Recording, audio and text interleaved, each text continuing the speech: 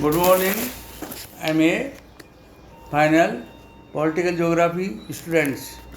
आज आपको राजनीतिक भूगोल के अंतर्गत राजनीतिक भूगोल के अध्ययन दृष्टिकोण, विचारधारा एवं पद्धतियाँ के बारे में बताया जाएगा।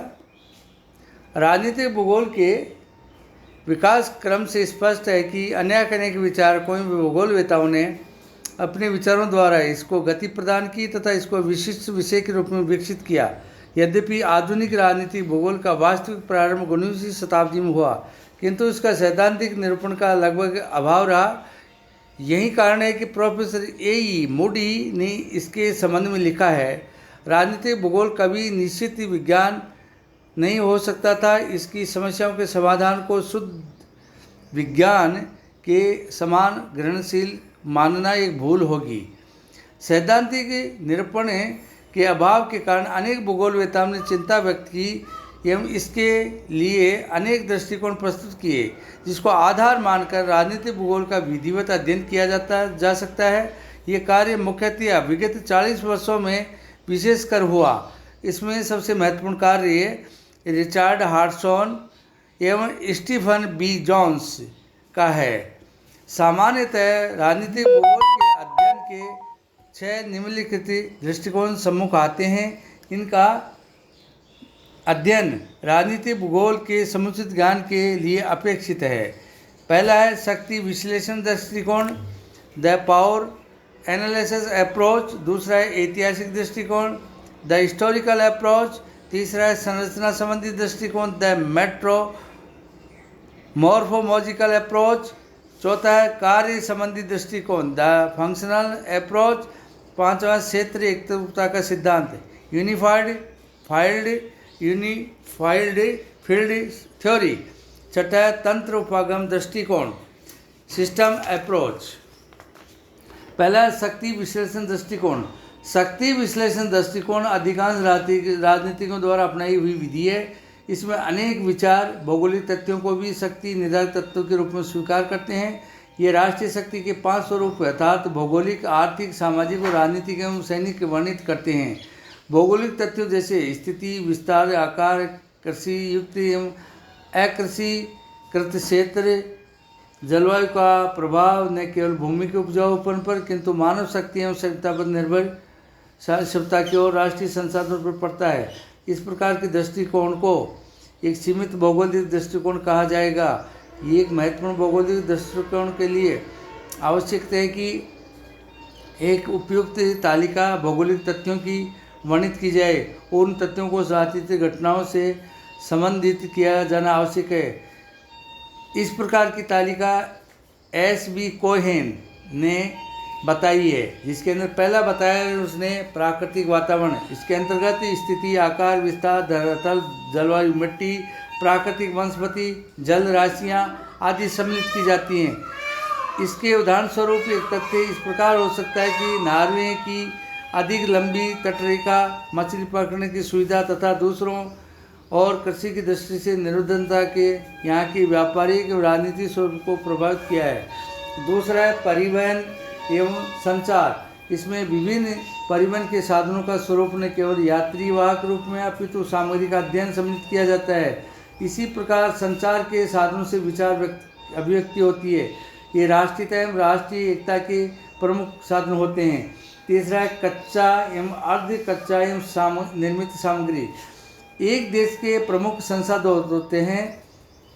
इसका न केवल वर्तमान में अपितु भविष्य की संभावनाओं के दृष्टिकोण से अध्ययन होना आवश्यक है।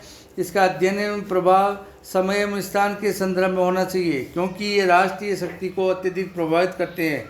चौथा है जनसंख्या। राष्ट्रीय शक्ति एवं सामर्थ्य को प्रत्यक्ष या अप्रत्यक्ष दोनों प्रकार से प्रभावित करते हैं। जनसंख्या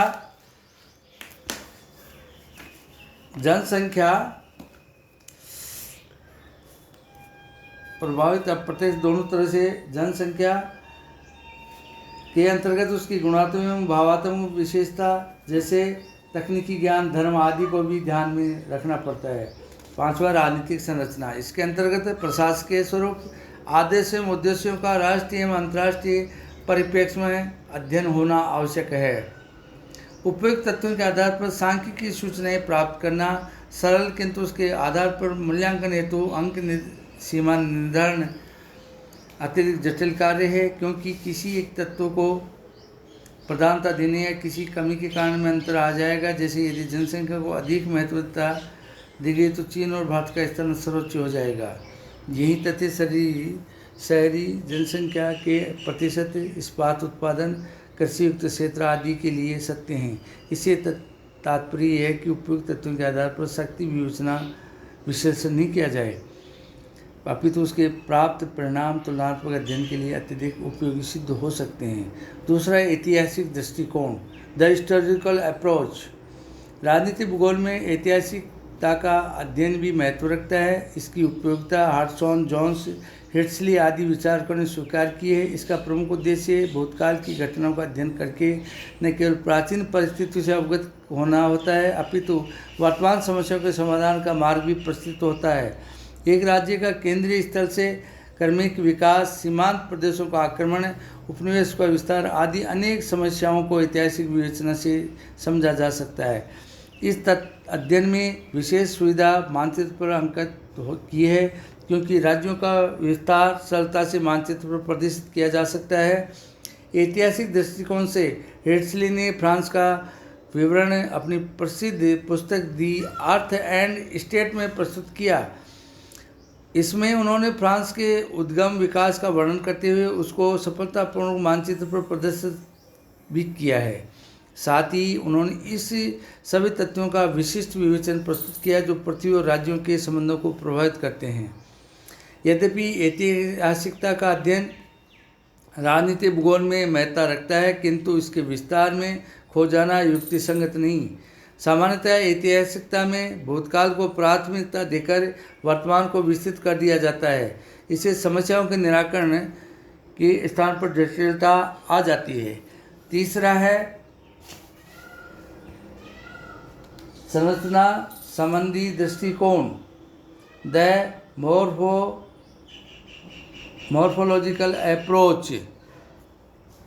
राजनीतिक भूगोल के अध्ययन में राज्य का स्थान सर्वोच्च है, अतः कुछ विचारकों का मत है कि राज्य की संरचना का अध्ययन ही राजनीतिक भूगोल में प्रमुखता रखता है। संरचना संबंधी दृष्टिकोण के प्रतिपादकों में हार्टसॉन भी है। इस दृष्टिकोण के अंतर्गत राजनीतिक क्षेत्र का अध्ययन उसके विविध प्रकार, प्रारूप, संरचना के आधार पर किया जाता है। प्रत्येक राज्य की राजधानी, उद्भव क्षेत्र, सीमाएं, प्रांतीय विभाग, सघन एवं अल्प बसे भाग होते हैं जिनका तुलनात्मक विश्लेषण किया जा सकता है। राज्य के प्रारूप से तात्पर्य है राजनीति की इकाइयों का संगठन है। यह राष्ट्रीय, क्षेत्रीय, अंतर्राष्ट्रीय हो सकता है, जिसको स्थिति, आकार एवं विस्तार के रूप में व्यक्त किया जाता है। इसी प्रकार संरचना शब्द मुख्यालय राज्य के क्षेत्रीय अंगों जैसे जनसंख्या, आर्थिक क्षेत्र, राजधानी, सीमाएं आदि के लिए उपयुक्त होता है। अतः राजनीतिक भूगोल में संरचना दृष्टिकोण के प्रारूप एवं संरचना दोनों का ही विस्तृत विवेचन किया जाता है। इस प्रकार के विवेचन से राज्य के स्वरूप का ज्ञान हो जाता है तथा विश्व की राजनीतिक इकाइयों का तुलनात्मक अध्ययन सहज हो जाता है। स्वयं हार्टसॉन ने ही इस दृष्टिकोण में परिवर्तन प्रस्तुत किया। उन्होंने इस प्रकार के वर्णन को स्थिर एवं आलस्यपूर्ण व्यक्त किया है, क्योंकि इसमें राज्य के विभिन्न अंग तथा उपांगों का मात्र वर्णन प्रस्तुत किया जाता है।